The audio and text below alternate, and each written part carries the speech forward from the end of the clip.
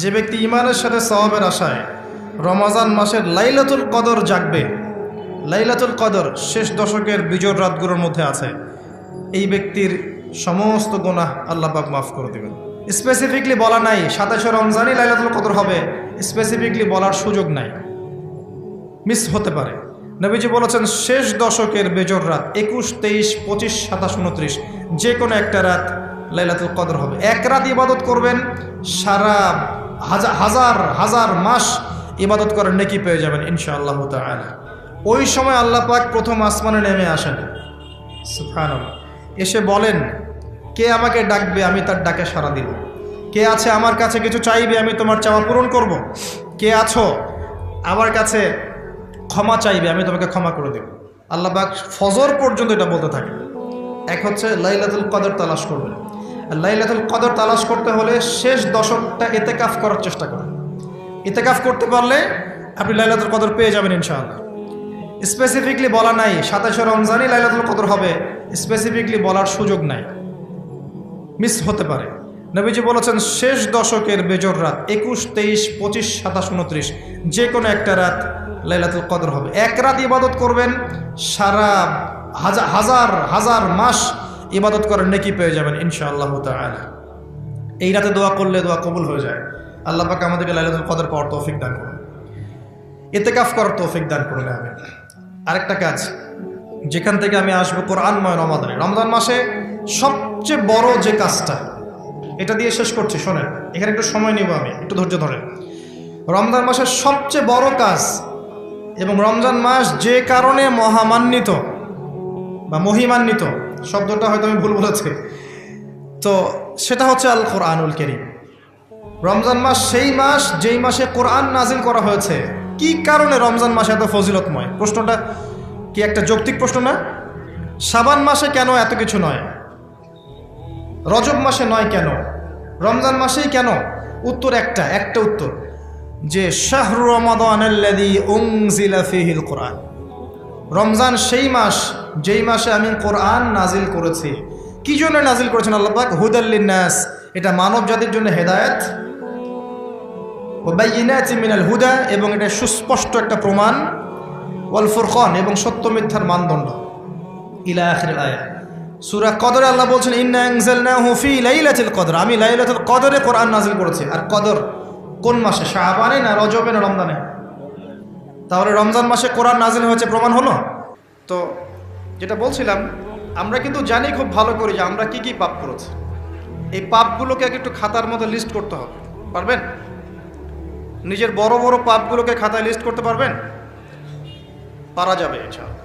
ছোটোখাটো পাপের কথা বাদ দেন, ছোটোখাটো পাপ আল্লাহ পাক অজু করলে মাফ করে দেন। অজু করলে পাপ মাফ হয়ে যায়। নামাজের জন্য হেঁটে যাচ্ছেন, পাপ মাফ হয়ে যায়। আপনি এই যে আপনার পায়ের মধ্যে একটা কাঁটা ফুটেছে, পাপ মাফ হয়ে গেছে।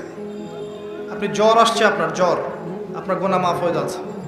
আপনি মুসাফা করছেন আমার সাথে, আপনার গোনা ঝরে যাচ্ছে, আমার গোনাও ঝরে যাচ্ছে। ছোটোখাটো পাপ মাফের অসংখ্য পদ্ধতি আছে, আল্লাহ পাক দিয়ে দিয়েছেন আমাদেরকে। কিন্তু কবিরা গুনাহ, বড় বড় কবিরা গুনাহ খাঁটি তওবা করা ছাড়া মাফ হবে না। আমি কি বুঝাতে পারছি? কবিরা গুনাহ খাঁটি তওবা না করলে মাফ হবে না। এই রমজানে আমাদের কবিরা গুনার লিস্ট আমাদেরকে করতে হবে, নিজের আমলনামার লিস্ট নিজেকে করতে হবে। এবং রমজানে রোজা রেখে সওমরত অবস্থায় আল্লাহকে বলতে হবে, আল্লাহ আমি অমুক পাপ করেছিলাম, আমাকে মাফ করে দাও। আল্লাহ আমি অমুক পাপ করেছি, আমাকে মাফ করে দাও। আল্লাহ আমি অমুক পাপ করেছি, আমাকে মাফ করে দাও। পারা যাবে ইনশাআল্লাহ। আল্লাহর জন্য এক মুহূর্তের ব্যাপার, আল্লাহ পাক আপনার সমস্ত পাপকে নেকি দিয়ে পরিবর্তন করে দিবেন ইনশাআল্লাহ, যদি মুখলেসভাবে আপনি তওবা করতে পারেন। আরেকটা বিষয় থেকে যায়, সেটা হলো মানুষের সাথে জড়িত হক। অনেক সময় দেখা যায় কাউকে গালি দিয়েছি, কাউকে অপবাদ দিয়েছি, কারো সম্মানহানি করেছি, কাউকে মিথ্যা অপবাদ দিয়েছি, কারো প্রতি হিংসা করেছি, বিদ্বেষ রেখেছি, কারো সম্পদ আত্মসাৎ করেছি, কারো জিনিস চুরি করেছি, ছিনতাই করেছি বা ডাকাতি করেছি, বা কারো সম্পদ আত্মসাৎ করে নিজের পেটে ভরেছি, প্রতিবেশীর জমি মেরে দিয়েছি, ওই দুই প্রতিবেশী চাষের জমি জোর করে জবরদখল করেছি। এক কথায় মানুষের সম্মান, জান মালের সাথে জড়িত যে পাপ, এই পাপ আল্লাহর কাছে মাফ হবে না। কাবা ঘরের গেলাফ ধরে কানলেও আপনি আমাকে যে মিথ্যা অপবাদটা দিয়েছেন এটা মাফ হবে না যতক্ষণ না আমি মাফ করছি। কথা কি বুঝতে পারছেন? মনে করেন আপনি আমাকে মিথ্যা একটা অপবাদ দিয়েছেন এবং ধুয়ে রেখে দিয়েছেন একদম মিথ্যা অপবাদ দিয়ে, যতক্ষণ আমি আপনাকে মাফ না করছি, কাবা ঘরে গিয়ে গেলাফ ধরে কান্নাকাটি করলো, এই পাপ মাফ হবে না ইনশাআল্লাহ। এই অবস্থায় মৌত হলে কি হবে? পরকালে দেখবেন আমি দাঁড়িয়ে আছি আপনার জন্য, আপনার হিসাব হচ্ছে, হিসাব শেষ। আপনি সালাত, সওম, হজ জাকাতের নেকি নিয়ে উঠেছেন, কিন্তু দেখছেন আমি দাঁড়িয়ে আছি, আমার মতো আরো 10 জন দাঁড়িয়ে আছে। ওই 10 জনকে আপনি গালি দিয়েছিলেন, অপবাদ দিয়েছিলেন, তাদের গীবত করেছিলেন, তাদের সম্পদ বা সম্মানের হানি করেছিলেন। এখন কিয়ামতের মাঠে আপনার নেকি দিয়ে এই ঋণ শোধ করতে হবে, অন্য কোনো অপশন নাই। আর যদি নেকি শেষ হয়ে যায় তখন কি হবে? তখন আমার আমলনামা থেকে কিছু গুনাহ আপনাকে নিতে হবে। আল্লাহ পাক ন্যায় বিচারক। আল্লাহ পাক শুধু গফুর রহিম নন, আল্লাহ পাক শুধু পরম করুণাময় অসীম দয়ালুই নন, বরং তিনি হচ্ছেন ন্যায় বিচারক। ন্যায় বিচারক। একজন ধর্ষক যদি বলে যে আল্লাহ পাক তো গফুর রহিম, আল্লাহ আমাকে মাফ করে দিতে পারেন, তাহলে যাকে ধর্ষণ করলো সে তার উপর জুলুম হবে না? আল্লাহ পাক যদি ধর্ষককে মাফ করে দেন, তাহলে যাকে ধর্ষণ করা হয়েছে ওর প্রতি জুলুম হবে না? কথা বুঝতে পারছেন না? মনে করেন আপনি নাউজুবিল্লাহ কারো সম্পদ আত্মসাৎ করেছেন, এখন আল্লাহ যদি আপনাকে মাফ করে দেন, তাহলে এই যে যার সম্পদ আপনি আত্মসাৎ করেছেন এর উপরে জুলুম করা হচ্ছে না? আল্লাহ পাক কি জুলুম করবেন? এক জাররা পরিমাণ করবেন না। কিয়ামতের মাঠে নেকি দিয়ে তার এই ঋণ শোধ করতে হবে, অথবা তার গোনা আপনার কাঁধে নিয়ে জাহান্নামের পথে যেতেও হতে পারে। আল্লাহ পাক হেফাজত করুন। এই জন্য সবসময় সতর্ক থাকবেন আপনার যারা যেন মানুষের হক নষ্ট না হয়। মানুষ আপনাকে গালি দেখ, থাপ্পড় মারুক, জমি আত্মসাৎ করে ফেলুক, হক নষ্ট করুক, কি করে করুক, আপনি তারটা করতে চান না। যারা করছে আপনি লাভবান। আপনি কেমন করে লাভবান? আপনি অসংখ্য নেকি পাচ্ছেন, আপনি জানছেনও না। যেই আপনার বিরুদ্ধে মনে করেন আপনি নিষ্পাপ, আপনি মাজলুম, আপনি কোনো অন্যায় করেন নাই, আপনার বিরুদ্ধে জুলুম করা হচ্ছে, অপবাদ দেওয়া হচ্ছে, আপনাকে আন্ডারএস্টিমেট করা হচ্ছে, ইত্যাদি ইত্যাদি, আপনি বসে বসে নেকি পাচ্ছেন, বসে বসে নেকি পাচ্ছেন। এবং পরকালে কিয়ামতের মাঠে উঠে দেখবেন অসংখ্য নেকি অটোমেটিক আপনার আমলনামে চলে আসবে। তখন তারা আফসোস করবে দুনিয়াতে এই কাজগুলো না করে ভালো কিছু করলে ভালো হতো। যাই হোক, মানুষের সাথে জড়িত পাপ আল্লাহর কাছে মাফ হবে না। এই কারণে এই রমজান মাসে ওই লিস্টের মধ্যে থাকবে আমি কার কার ক্ষতি করেছি, থাকবেই। কিন্তু যতটুকু মনে পড়ে লিখে ফেলবেন, সুযোগ থাকলে সেটা ফেরত দিয়ে দিবেন। যদি সুযোগ না থাকে ক্ষমা চেয়ে নেবেন, যদি সেই সুযোগও না থাকে তার পরিবারের কাছে ক্ষমা চেয়ে নেবেন, যদি সেই সুযোগও না থাকে তার পক্ষ থেকে সদকা করে দিয়ে পারা যাবে ইনশাল্লাহ। সেই সুযোগও নাই, তাহলে হাতটা তুলে তার জন্য দোয়া করবেন, আল্লাহ আমি আমার অমুক ভাইকে মিথ্যা অপবাদ দিয়েছিলাম, আল্লাহ তুমি তাকে মাফ করে দিও। আশা করা যায় আপনার গুনাহ আল্লাহ মাফ করে দিবেন ইনশাআল্লাহ। আসুন, রমজানের প্রথম কাজ এইটা, গুনার লিস্ট করা। একটু ধৈর্য ধরে বসেন। আমি অনেক ক্লান্ত, অনেক লম্বা সফর করে আসছি, এই জন্য আস্তে আস্তে কথা বলছি আর কি। তবে ইনশাআল্লাহ আজকে আমরা রমজানটাকে কিভাবে কাটাবো এবং কোরআনময় করে কিভাবে কাটাবো, কিছু উপকারী কথা আপনাকে বলবো ইনশাআল্লাহ তাআলা। আল্লাহ পাক আমাদেরকে আমল করার তৌফিক দান করুন। প্রথম কাজ পাপের লিস্ট করা, তারপরের কাজ হচ্ছে তওবা করা। রমজানে আমরা তওবা করব যে আল্লাহ পাক আমি দুনিয়াতে যত পাপ করেছি, জানা অজানা, ছোট বড়, প্রকাশ্য গোপন, যত পাপ করেছি, যা আমি জানি যা আমি জানি না, যা তুমি আমার চেয়ে ভালো জানো, আল্লাহ মাফ করে দাও। পারা যাবে ইনশাআল্লাহ? খালি বলতে হবে আস্তাগফিরুল্লাহাল্লাযী লা ইলাহা ইল্লা হুয়াল হাইয়ুল কাইয়্যুম ওয়া আতুবু ইলাইহি। এটা পড়বেন। অথবা আল্লাহুম্মা আনতা রাব্বী লা ইলাহা ইল্লা আনতা খালাকতানি আনা আবদুক ওয়া আনা আলা আহদিক ওয়া ওয়া'দিকা মাস্তাতা'ত আউযু বিকা মিন শাররি মা সানা'ত আবুউ লাক বিনি'মাতিকা আলাইয়া ওয়া আবুউ বিযানবি ফাগফিরলি ফাইন্নাহু লা ইয়াগফিরু যুনুবা ইল্লা আনতা। পারা যাবে ইনশাআল্লাহ? হিসনুল মুসলিম, গুগল প্লে স্টোরে যান, একটা অ্যাপস আছে হিসনুল মুসলিম, একটা বই আছে, এটা কিনেন, সমস্ত দোয়া এখানে দেয়া আছে, দেখবেন আর পড়বেন, পকেটের মধ্যে রাখবেন, দেখবেন, পড়বেন। পড়া যাবে ইনশাআল্লাহ? ইনশাআল্লাহ। এরপরে তওবার পরে কি? তওবার পরে রমজান মাসের বাজার আগে করব। এখন শাবান মাস চলছে, হাতে যতটুকু টাকা পয়সা আছে বা জমানো কিছু টাকা তো আছে, এখান থেকে আপনি রমজান মাসের বাজার করবেন। রমজান মাসে আপনি বেশি বেশি বাজারে যাবেন না। ওই মাসে যেটা আর্ন করবেন সেটা জমিয়ে রাখবেন, সমস্যা নাই। সম্ভব হলে ঈদের যে কাপড় চোপড় লাগে, আপনার স্ত্রীর জন্য এক সেট, আপনার বাচ্চার জন্য এক সেট, আপনার এক সেট নতুন কাপড় পরা সুন্নত, এবং আমরা সবাই নতুন কাপড় পরার চেষ্টা করবো ইনশাআল্লাহ। যাদের নতুন কাপড় নাই তাদেরকে কাপড় দেওয়ার চেষ্টা করবো ইনশাআল্লাহ। এটাও কিনে রাখতে পারেন আগে ভাগেই।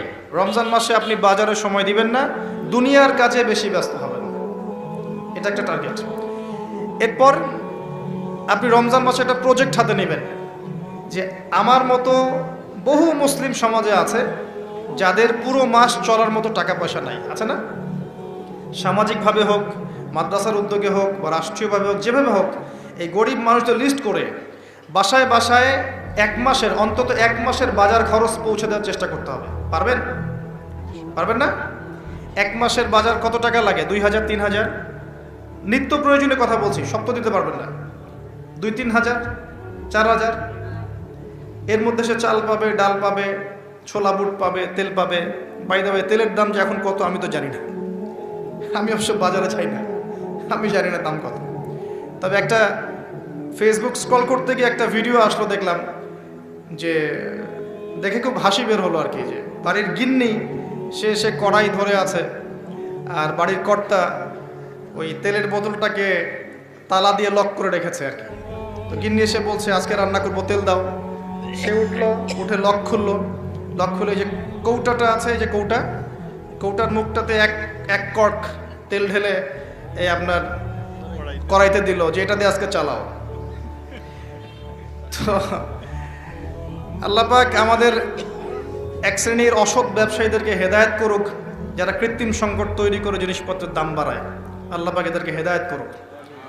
কঠিন শাস্তির আওতায় আনা উচিত। যদি এটা ওমর রাদিয়াল্লাহু আনহুর শাসন হতো, দেখতেন শাস্তি কাকে বলে, প্রকাশ্যে শাস্তি দিত তারা। যদি এটা ওমর রাদিয়াল্লাহু আনহুর যুগ হতো, তাহলে দেখতেন শাস্তি কাকে বলে। ওমর ইবনুল খাত্তাব রাদিয়াল্লাহু আনহুর একজন ছেলে একটা অন্যায় করেছিল, সম্ভবত তিনি মদ পান করেছিলেন, সম্ভবত। কাজী দোররা দিচ্ছে 80 বেত্রাঘাত, দোররা আস্তে আস্তে দিয়েছে। আমিরুল মুমিনের ছেলে, জোরে মারা যাবে না। ওমর রাদিয়াল্লাহু আনহু নিজে উঠে গিয়ে সেই দোররা হাতে নিয়ে নিজে পিটানো শুরু করলেন। দোররা মারা শেষ হওয়ার আগেই ছেলে ডেড, স্পট ডেড। কথা কি বুঝতে পারছেন? এবার ছেলেকে দাফন করলেন। দাফন করে বাকি দোররা যে কটা বাকি ছিল, এই বাকি দোররাগুলো তার কবরের উপরে মারছে। মারার পরে আল্লাহকে বলছে, আল্লাহ আমাকে মাফ করে দিও, হয়তো আমি ন্যায় বিচার করতে পারলাম না। আমি কি বুঝাতে পারছি ভাই? এটা তার শাসন। এরকম শাসন আবার আসবে ইনশাআল্লাহ। মনে করবেন না যে আসবে না। যা দেখছেন সব কিছু থাকবে না, এগুলোর কিছুই থাকবে না। পুরো বিশ্বে যা দেখছেন, এই আমেরিকা, এই আপনার ইসরায়েল, এই রাশিয়া, এই যে চায়না, এই যে ন্যাটো, আপনার ইউনাইটেড নেশনস, যা দেখছেন সব কিছু ধ্বংস হয়ে যাবে ইনশাআল্লাহ। এটাই বাস্তব। কুদিয়াল আমর, লেখা হয়ে গেছে কোরআনে এবং সুন্নায়। এবং বাইতুল মাকদাস বা মাকদিস যে যাই বলেন, জেরুজালেম থেকে নবী ঈসা ইবনে মারিয়াম আবারও সেই রকম একটা শাসন চালু করবেন ইনশাআল্লাহ পৃথিবীতে। বিশ্বাস হচ্ছে না? দেখতে থাকেন সামনে কি হয়। পরাশক্তিগুলো ধ্বংস হয়ে যাবে। যাই হোক, আজকে ওই দিকে যাচ্ছি না, টপিক ওইটা না। যেটা বলছি, বাজার করে ফেলেন এবং প্রজেক্ট নেবেন। যারা দরিদ্র দুস্থ, এদের পরিবারে আমরা পার পরিবার একটা করে প্যাকেজ পাঠিয়ে দিব, যেখানে নিত্য প্রয়োজনীয় দ্রব্য থাকবে। তারাও যেন রমজান মাসে খেয়ে পরে বাঁচতে পারে। পারা যাবে ইনশাআল্লাহ। চেষ্টা করেন, আল্লাহ পাক আপনার রিজিকে বরকত দিবে ইনশাআল্লাহ। একটা হাদিসে আছে যে বান্দা যতক্ষণ অন্য ভাইয়ের সাহায্যে থাকে, আল্লাহ ততক্ষণ ওই বান্দার সাহায্যে থাকে। আর একজন মুসলিম ভাইয়ের প্রয়োজন পূরণ করতে যাওয়া, খালি হেঁটে হেঁটে যাওয়া, এটা মসজিদে নববীতে বসে 12 বছর ইতিকাফ করার চেয়ে বেশি নেকির কাজ। এগুলো আমরা হয়তো বুঝি না, মনে করি তার সাথে যাব, আমার তো সময় নষ্ট হচ্ছে। আপনি 12 বছর ইতিকাফের নেকি পাচ্ছেন, তাও যে কোনো মসজিদে না, নববী মসজিদে। সুবহানাল্লাহ। কোরআনের বরকতে সব বিপদ আপদ কেটে যেতে পারে। সূরা বনী ইসরাঈল আল্লাহ পাক বলেছেন যে ওয়াইদা ক্বরা'তাল কুরআন, হে নবী আপনি যখন কোরআন তেলাওয়াত করবেন বা করেন, জাআলনা বাইনাকা ওয়া বাইনাল্লাযীনা লা ইউমিনুনা বিল আখিরাহ হিজাবান মাসতুরা, যখন আপনি কোরআন তেলাওয়াত করেন তখন আপনার এবং ওই জগৎ, যেই জগৎটা আল্লাহ এবং পরকালে বিশ্বাস করে না, এদের মাঝখানে, মানে ইমানদার এবং এর শত্রুদের মাঝখানে আমি আল্লাহ একটা অদৃশ্য পর্দা স্থাপন করে দিই। সুবহানাল্লাহ। ওই দিক থেকে কোনো ক্ষতি আপনাকে স্পর্শ করতে পারবে না। যাই হোক, এটা আপনাদের টার্গেট। 2 নাম্বার, দ্বিতীয় শ্রেণীর মানুষ যারা কোরআন মাশাআল্লাহ তিলাওয়াত করতে জানেন এবং আপনার কনফিডেন্স আছে। এখানে একটা কথা বলতে ভুলে গিয়েছিলাম যে আপনাকে শয়তান 3 ভাবে বিভ্রান্ত করতে পারে। একটা হচ্ছে শয়তান কিন্তু আপনাকে বোঝাতে পারে যে আপনি অনেক জানেন, আপনার জানার দরকার নাই। এটা শয়তান আপনাকে বোঝাতে পারে। 2 নাম্বার, বোঝাতে পারে যে আপনার দ্বারা হবে না, আপনি পারবেন না। আমার কথাটা মনে রাখেন। 3 নাম্বার, বোঝাতে পারে যে আমার অনেক সময় পড়ে আছে, পরে শিখে নিবে, এত তাড়াহুড়োর কি আছে। এই 3টা অস্ত্র শয়তানের বড় বড়। আরেকটা অস্ত্র আছে 4 নাম্বার, সেটা হলো শিখতে গিয়ে দেখবেন শয়তান ওয়াসওয়াসা দিবে, এই টিচার ভালো না, ওস্তাদ ভালো না। এটা একটা ওয়াসওয়াসা। উস্তাদের হাতে নিজেকে ছেড়ে দিতে হবে, তারপরে সে বুঝবে আপনাকে কোন পথে নিয়ে যেতে হবে। নবী মুসা আলাইহিস সালাম যখন এসেছিলেন খিদর আলাইহিস সালামের কাছে, হাল আত্তাবিউকা আন তুআল্লিমানি মিম্মা উল্লিমতা রুশদা, তিনি এসে বলেছেন, হে খিদর, আমি কি আপনার সাথে থাকতে পারি এই শর্তে যে আল্লাহ আপনাকে যে জ্ঞান শিখিয়েছেন আমাকে শেখাবেন? তখন খিদর আলাইহিস সালাম বলছেন, ইন্নাকা লান তাস্তাতিআ মা'ইয়া সাবরা, তুমি তো আমার সাথে ধৈর্য ধরতে পারবে না। ধৈর্য ধরে ওস্তাদের কাছে সুপর্দ করতে হয়, তারপরে জ্ঞান পাওয়া যাবে ইনশাআল্লাহ। এত অস্থির হলে হবে না। 2 নম্বর শ্রেণী যারা পড়তে পারেন তাদের জন্য নসিহত হচ্ছে, এই রমজান মাসে আপনার টার্গেট, এই কিতাব আপনি একবার খতম করবেন, একবার অনলি। পারবেন? অনলি একবার। প্রত্যেক দিন আপনি 1 পারা করে পড়বেন, প্রত্যেক দিন 1 পারা, 30 দিন 30 পারা। সম্ভব? খুব কঠিন? পারা যাবে না? ইনশাআল্লাহ। আল্লাহ পাক তৌফিক দান করুন। আবারও বলছি, কোরআন তেলাওয়াত করলে আপনি প্রত্যেক হরফে 10 নেকি পাবেন। আপনি এই কোরআন আপনার পক্ষে সুপারিশ করবে, আপনি সম্মানিত ফেরেশতার সাথে হাসর করবেন। ইন্নাল্লাহা ইয়ারফাউ বিহাযাল কিতাবি আকওয়ামান ওয়া ইয়াদাউ বিহিল আখারিন। বহু সম্প্রদায়কে আল্লাহ পাক এই কোরআনের মাধ্যমে সম্মানিত করেন, অনেককে অপদস্থ করেন। হাফেজে কোরআনদেরকে বলা হবে, ইকরা ওয়ারতাক, তোমরা পড়ো, উঠতে থাকো। ফাইন্না মানজিলাতাক, তোমার আসন হবে, মঞ্জিল হবে, ইলা আখিরি আয়াতিন তাকরাউহা, তুমি যেখানে তেলাওয়াত করা থামবে সেখানে জান্নাতে ওই উচ্চ আসনে তোমাকে বসানো হবে। কেউ যদি 500টা আয়াত পড়ে 500 তলা বাড়ি দেওয়া হবে জান্নাতে। কেউ যদি 1000 আয়াত পড়তে পারে 1000 তলা বাড়ি দেওয়া হবে জান্নাতে ইনশাআল্লাহ তাআলা। শেষ করছি আমরা একটু। আর কিছু নেকি আছে, যেমন আপনি যদি সূরা বাকারা পড়েন আপনার ঘরের মধ্যে শয়তান আসবে না ইনশাআল্লাহ, আপনার জীবনে বরকত হবে। আপনি আয়াতুল কুরসি পড়েন প্রত্যেক ফরজ নামাজের পরে, আপনার মৃত্যু ছাড়া জান্নাতে যাওয়ার কোনো বাধা নাই। সূরা মুলক পড়েন রাতের বেলা, এটা আপনাকে কবরের আযাব থেকে বাঁচাবে। সূরা কাহফ পড়েন প্রথম 10 আয়াত শেষ 10 আয়াত, আল্লাহ পাক আপনাকে দাজ্জালের ফিতনা থেকে বাঁচাবে ইনশাআল্লাহ। সূরা ইয়াসিন পড়েন, আপনার হাজত পূর্ণ হয়ে যেতে পারে ইনশাআল্লাহ তাআলা। আপনি সূরা বাকারার শেষের আয়াতগুলো পড়েন 3টা আয়াত, সারা রাত নফল নামাজের নেকি পাবেন। অনেক ফজিলত, এটা বলে শেষ করতে পারবো না, আমি গুটিয়ে নিচ্ছি। যারা কোরআন তেলাওয়াত করতে পারেন তাদের জন্য কোরআনময় রমাদান হচ্ছে, আপনারা কোরআন 1 পারা করে পার ডে পড়বেন, একবার খতম দিবেন। পারা যাবে? আল্লাহ পাক তৌফিক দান করুন। 3 নাম্বার, তারা যারা হাফেজে কোরআন, তাদের টাস্ক হচ্ছে এই কোরআন রমজান মাসে পুরোটা আবার হিফসের চর্চা করবেন। অনেক সময় ইয়াদদাশ কমে যায় না, অনেকে আমরা ভুলে যাই না। হাফেজদের প্রতি নসিহত হচ্ছে, এই মাসে আপনি পুরো কোরআনটাকে আবার রিগেইন করবেন, রিভাইজ করবেন, চর্চা করবেন, আবার আগের জায়গায় ফিরিয়ে নিয়ে আসবেন। পারবেন ইনশাআল্লাহ? আল্লাহ তৌফিক দান করুন। এবং সম্ভব হলে তারাবির নামাজ পড়ান। যারা তারাবির নামাজ পড়ায় তারা সৌভাগ্যবান, তারা পুরো কোরআনটা হিফজ করার সুযোগটা পেয়ে যায়। আল্লাহ পাক তাদেরকে তৌফিক দান করুন। এখানে একটা কথা বলবো আমি 1 মিনিটে, যে ইমাম, খতিব, মুয়াজ্জিন যারা আছেন তাদের ভালো ভাতার ব্যবস্থা করবেন, তাদের পরিবারের ভরণ পোষণের জন্য ভালো অঙ্কের ভাতার ব্যবস্থা করবেন। সব কিছুর দাম বাড়বে, তাদের ভাতা বাড়বে না, এটা হতে পারে না। তাদের জন্য, তাদের পক্ষে যদি কথা বলার কেউ না থাকে, আমি কথা বলছি, তাদের জন্যে আপনি ভালো অঙ্কের ভাতার ব্যবস্থা করবেন, তাদেরকে যেন পরিবার নিয়ে টেনশন করতে না হয়। নামাজ পড়াবেন, তারাবি পড়াবেন, খুতবা দিবেন, দিনের প্রচার করবেন, আপনি তার পরিবারের দায়িত্ব নিয়ে নেবেন। পারবেন? এটা করতে না পারলে তো আল কোরআন আলো ঘরে ঘরে জ্বলবে না। কোরআনওয়ালা মানুষের যদি সমস্যা থাকে তাহলে কোরআনের কথা কে বলবে, কে নামাজ পড়াবে, আর কে আপনাকে তারাবি পড়াবে? তারা অনেক মাজলুম এবং অসহায়, তারা মুখ ফুটে অনেক কথা বলতে পারে না, তাদের পক্ষে কথা বলার মানুষ খুব কম। তাদেরকে ভালো অঙ্কের অনারিয়ামের ব্যবস্থা করবেন, এটা করা উচিত আমাদের সবার। একটি ইমামের বেতন 5,000 10,000 টাকা, কিভাবে সংসার চলবে? সংসার চলতে পারে না। আল্লাহ পাক তাদেরকে প্রশস্ত রিজিকের ব্যবস্থা করুন, আমিন। আমাদের মানসিকতা পরিবর্তন করুন, আমিন। হাফেজ কোরআনদের জন্য এই টাস্ক, আপনারা পুরো কোরআন হিফজ করবেন, চর্চা করবেন এই রমজান মাসে। তারপরে আর 2-3টা বলে শেষ করছি। যারা কোরআন আমরা অর্থ জানি, টুকটাক অর্থ জানি, আমাদের কাজ হচ্ছে এই রমজান মাসে কোরআনের ব্যাকরণগুলোকে ঝালাই করা, আরবি ভাষাটাকে একটু ঝালাই করা, এবং বিশুদ্ধ তাফসিরকে নিয়ে পুরো কোরআন A to Z পুরো কোরআন 1 মাসের মধ্যে অর্থসহ পড়া। পারবো ইনশাল্লাহ? যারা আমরা অর্থসহ পড়তে আগ্রহী বা টুকটাক আরবি ব্যাকরণ ভাষা জানি, তাদের উপর দায়িত্ব হচ্ছে এই রমজান মাসে পুরো কোরআনটা অর্থসহ পড়ার চেষ্টা করা। আল্লাহ পাক আমাকে আপনাদের সবাইকে তৌফিক দান করুন। এখানে আমি একটা সহজ কথা বলছি, শোনেন। আল কোরআনুল কারীমের মধ্যে 600টা পৃষ্ঠা আছে। কয়টা পৃষ্ঠা? এই কিতাবের মধ্যে 600 পৃষ্ঠা আছে। প্রত্যেক 20 পৃষ্ঠায় একটা করে পারা শেষ হয়, এবং প্রত্যেকটা পৃষ্ঠায় আপনি 15টা করে লাইন পাবেন। 15টা করে লাইন পাবেন। প্রত্যেকটা লাইনে আপনি গড়ে 9টা করে শব্দ পাবেন। 9টা শব্দ। কোন লাইনে 10টা থাকতে পারে, কোন লাইনে 8টা থাকতে পারে। গড়ে 10টা শব্দ, 9টা শব্দ থাকবে। এবং এক পৃষ্ঠায় 135 থেকে 140টা শব্দ থাকে। কথা কি বুঝতে পারছেন? এভাবে হিসাব করলে দেখা যায় যে এই 600 পৃষ্ঠার কিতাবের মধ্যে সব মিলিয়ে শব্দ আছে 77,800টা। কতটা? 77,800টা, অ্যাপ্রক্সিমেটলি 78,000 শব্দ।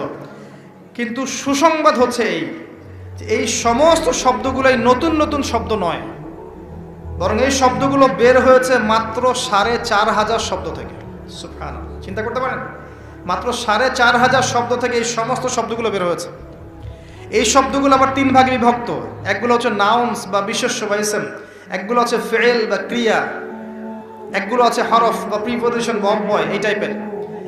এর মধ্যে মাত্র 200 থেকে 300টা মাজদার যদি আপনি জানেন, এবং একটা শব্দ থেকে অনেকগুলো শব্দ তৈরি করার এই ব্যাকরণের টেকনিকটা যদি শিখতে পারেন, আপনি ইনশাআল্লাহ তাআলা অল্প সময়ের মধ্যেই দেখবেন আল কোরআনের মিনিমাম অর্ধেক অর্থ আপনি বুঝতে পারছেন। এটা এত সহজ, আলহামদুলিল্লাহ। অনেকে বলবেন যে এটা তাকে শুনি নাই, নতুন নতুন মেথড আসছে না, FM মেথড, এই মেথড, সেই মেথড আসছে না। আরবি ভাষা নিয়েও চর্চা হয়, মেথড বের হয়। আরবি ভাষা নিয়ে, কোরআন নিয়ে অনেক গবেষণা চলছে, এবং নতুন নতুন অনেক কোর্স এবং বই লঞ্চ হচ্ছে। এগুলো ঘাটাঘাটি করেন, আপনি দেখবেন যে কোরআনটাকে আল্লাহ পাক সহজ করেছেন। আল্লাহ পাক এটাই বলেছেন, ওয়ালাকাদ ইয়াসসারনাল কোরআনা লিযিকরি ফাহাল মিন মুদ্দাকির। কোরআনকে আমি বোঝার জন্য সহজ করেছি, কেউ কি আছো উপদেশ গ্রহণকারী? আপনি এই ব্যাকরণগুলো শেখেন। আমি একটা ওয়েবসাইটের নাম বলে দিচ্ছি, www.understandquran.com। দেখেন, এখানে সব ভিডিওসগুলো দেওয়া আছে। সময় নিয়ে এখানে দেখেন, ইংরেজি ভাষায় দেওয়া আছে, উর্দু ভাষায় দেওয়া আছে। আপনি বুঝবেন, সহজ উর্দু, সহজ ইংরেজি, আপনি পারবেন ইনশাআল্লাহ তাআলা। একটু সময় দেন, 6টা মাস, 1টা বছর সময় দেন, আপনি ইনশাআল্লাহ আল কোরআনের মিনিমাম 60 থেকে 70% অর্থ করতে পারবেন ইনশাআল্লাহ তাআলা। বাকি যেগুলো পারবেন না, সেগুলো একটু কঠিন, সেগুলো আপনাকে আরও উচ্চ লেভেলের বই পড়তে হবে, আলেম ওলামার কাছে গিয়ে পড়ে থাকতে হবে, গ্রামার শিখতে হবে, ব্যাকরণগুলো শিখতে হবে। আস্তে আস্তে আস্তে আপনি পারবেন ইনশাআল্লাহ। শুধু সূরা ফাতিহাতে যে কয়টা শব্দ আছে, 19টা 20টার মতো শব্দ থাকতে পারে। এই শব্দগুলো কোরআনে ঘুরে ঘুরে এসেছে প্রায় 7,800 বার। কতবার?